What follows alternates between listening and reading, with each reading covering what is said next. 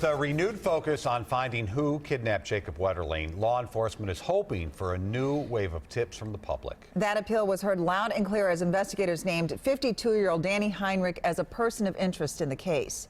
26 years after the 11-year-old St. Joseph boy was snatched off a dark county road, the arrest of Heinrich is producing renewed hope. Today, there are forensic technologies that weren't available to crime labs in 1989. DNA analysis alone is much more sophisticated these days, but it is still the simple leads and clues that investigators are banking on. Bill Hudson was on the story for us yesterday early, joins us now with where things go from here. So simple works, huh, Bill? Well, this is the million-dollar question everyone out there is asking you guys. How will investigators build upon the information released in yesterday's child pornography indictment? Now, the underlying reason for making such a splash is, of course, to get people talking again.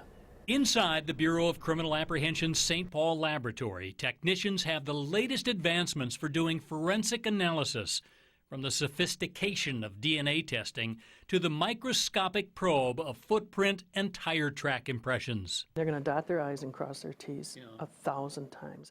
Mylan Mason directs the law enforcement program at Hennepin Technical College.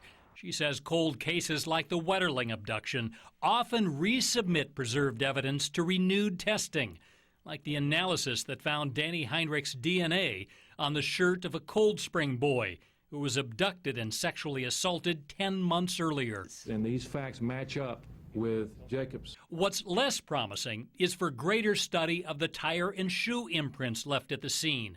While investigators say both are consistent with Heinrich's car tire and shoe, they lack the minute flaws and marks to provide a conclusive link to the crime scene. Is there DNA evidence that wasn't there in 1989?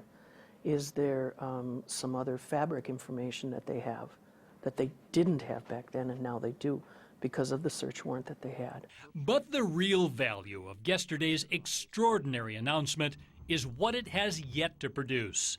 New leads. They're going to go through every bit of information that they have. Is there new technology that they can use now to be able to link all of this together? Now, I did contact the Bureau of Criminal Apprehension today to see if they'll submit old evidence for new testing or if they've already done that. Because this is an ongoing investigation, they simply can't comment any further.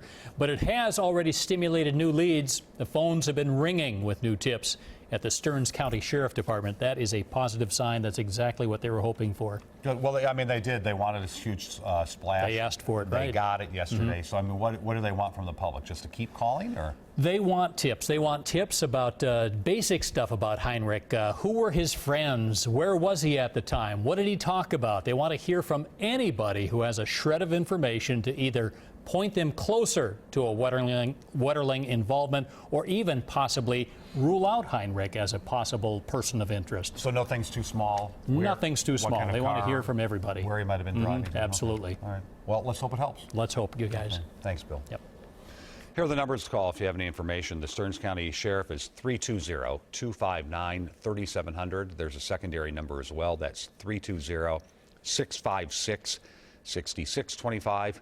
You could also call the National Center for Missing and Exploited Children, which is 1-800-THE-LOST. That is 1-800-843-5678.